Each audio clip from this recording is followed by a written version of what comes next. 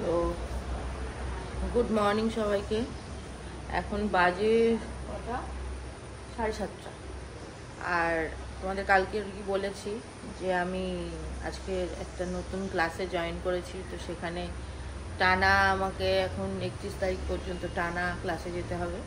তো ওই জন্যই সকাল সকাল পুরো রেডি হয়ে গেছি। এবারে বেরোবো, 8টার সময় বেরোবো।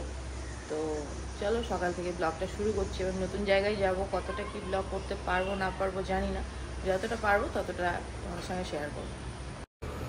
রিমো স্কুলে বেরোচ্ছে, তাই ও আমাকে টাটা করে দিল, আর আমিও বেরোচ্ছি, একই সঙ্গে দুজনে বেরোচ্ছি। ওর স্কুলের বাস আসবে, তাই ও রাস্তাটা পার হয়ে যাবে, আর আমার তো গাড়ি দাঁড়িয়েই আছে। তো চলো যাওয়া যাক। এখন সকালবেলা রিমো ওইদিকে দাঁড়িয়ে আছে দেখতে পাচ্ছ, আর রিমোর বাবা আমার সঙ্গে যাচ্ছে। তবে ও কিন্তু আমার সঙ্গে পুরো যাবে না, জাস্ট আমতলা পর্যন্ত যাচ্ছে। আমার সকাল থেকে একটু বমিটিং টেন্ডেন্সি হচ্ছে, মানে গা গোলাচ্ছে খুব। তো ওকে বললাম যে একটু ওষুধ দাও। তো বাড়িতে সেই মুহূর্তে মানে যখন আমি চাইছিলাম তখন কোনো ওষুধ ছিল না, মানে বমি রিলেটেড। তো সেই জন্য ও আমতলা পর্যন্ত এসেছিলো, আমাকে ওষুধ কিনে খাইয়ে দিয়ে ছেড়ে দিয়েছে। তো এখন দেখো পৈলান মন্দির ক্রস করছি।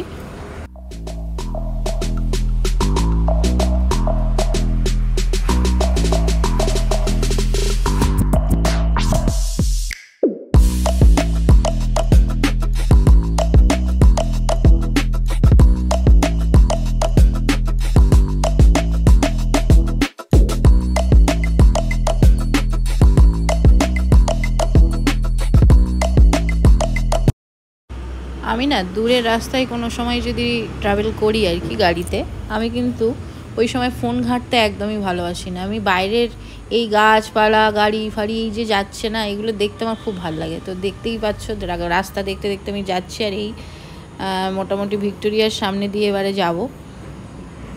রাস্তা দেখতে দেখতে তো যাচ্ছি, কিন্তু সকালে তো কিছুই খেয়ে আসিনি। আগেই বলছিলাম তোমাদের যে গা গোলাচ্ছিল, সেই হিসেবে কিছুই খাইনি। এদিকে রিমোর বাবা আবার টিফিন বক্সে করে কেক দিয়ে দিয়েছিল।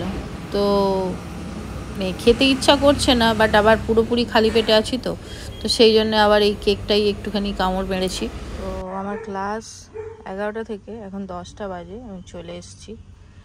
আর একদম পুরো একাডেমিটার সামনেই, দূরে দেখতে পাচ্ছ, সামনেই হচ্ছে পার্কিং পেয়েছি আপাতত। এখন জানি না এটা পার্কিং এখানে থাকতে দেবে কিনা। আপাতত তো এখানে দাঁড়িয়ে আছি। এখন যেহেতু এগুলো তো সব তো বাড়ির সামনে সামনে, এখানে দাঁড়াতে দেবে কিনা ঠিক জানি না। যদি দাঁড়াতে দেয় ভালো, আর যদি না দাঁড়াতে দেয় তাহলে ড্রাইভারকে বলবো ও আগে কোথাও গিয়ে পার্ক করবে, কেননা আমি তো সেই বিকেল 5টা পর্যন্ত এখানে গ্যারেজ হবো। তো সেই হিসেবে আবার পরে এসে নিয়ে যাবে।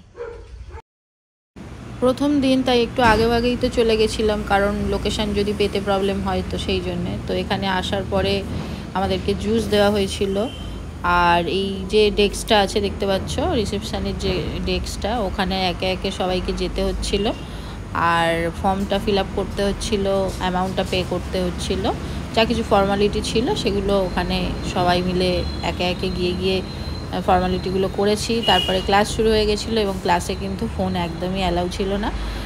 টোটালি ফোন সাইলেন্ট করে ব্যাগের মধ্যে রেখে দিতে হয়েছিল। তো তারপরে আমাদের লাঞ্চ ব্রেক দেওয়া হয়েছিল। লাঞ্চ ব্রেকে এইরকমভাবে দেওয়া হয়েছিল চিকেন আর রাইসটা একদম ঘরোয়া ছিল, খুব টেস্টি ছিল। আর এই খাওয়ার পরে কিছু মানুষের দেখো খাওয়া হয়ে গেছে, তারা গল্প করছে, আর কিছু মানুষ এখনও খাচ্ছে।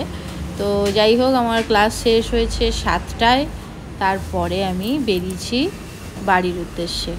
টায়ার্ড তো একটু ছিলামই, কিন্তু এই সব জিনিস শেখার যে নেশা, সেটা তো আবার অনেক বেশি। তো সেই জন্যে কষ্টটা অতটা হচ্ছে না। তো চলো বাড়ি ফেরা যাক। তো 7টায় ছুটি হয়েছে, আর এখন বাজে দেখো 7:45। এখনও পর্যন্ত আমি হাফ রাস্তাও আসিনি। আর রাস্তাঘাটে যা ট্রাফিক, মানে কখন বাড়ি ফিরবো, আবার কালকের ফের ক্লাস, সেই নিয়ে একটু টেনশন তো হচ্ছেই। ট্রাফিকে আটকে আছি। এই সময়টা যদিও একটু ট্রাফিক থাকে, সবসময়ই একটু জ্যাম নিয়েই, মানে জ্যাম থাকে এই টাইমটা। তো দেখি কখন বাড়ি পৌঁছাই। দেখো 9টা বেজে গেছে, এখনও আমি রাস্তায়। পৈলান মন্দিরও এখনও ক্রস করিনি। তো এবারে সত্যি একটু টায়ার্ড লাগছে, ভাল লাগছে না আর একদম গাড়িতে। এই যাওয়ার সময় যখন গেছিলাম রাস্তাটা এনজয় করতে করতে গেছিলাম, কিন্তু আসার সময় বারে বারে শুধু ঘড়ি দেখছি কখন বাড়ি পৌঁছাবো বাড়িতে রিমো মিমো ওরা পড়ে আছে, বারবার ফোন করছে, মা তুমি কখন আসবে, মা তুমি কখন আসবে। রিমোর বাবা বারবার ফোন করছে, তুমি কখন আসবে। আর আমি সত্যি আর যেন পাচ্ছি না, এখন আর রাস্তার মধ্যে কোনো জিনিস দেখে ভালো লাগছে না, শুধু মনে হচ্ছে কখন বাড়ি যাবো আমি, আর ফ্রেশ হয়ে একটু বেডে শোবো। কোমর এত যন্ত্রণা হচ্ছে। তো এই দেখো, যাওয়ার সময় তোমাদের দেখিয়েছিলাম পৈলান মন্দির ক্রস করছি, আর এখন রাত্রের পৈলান মন্দির ক্রস করলাম। আজকের মতন ব্লগটা এখানেই এন্ড করছি। যদি কিছু ভালো লাগে লাইক করো, কমেন্ট করে জানিও কেমন লাগছে, আর যারা নতুন দেখছো সাবস্ক্রাইব করতে ভুলো না। নেক্সট কালকের ব্লগে আবার তোমাদের সঙ্গে দেখা হচ্ছে। ততক্ষণ সবাই খুব ভালো থেকো, সুস্থ থেকো। Good night, tata.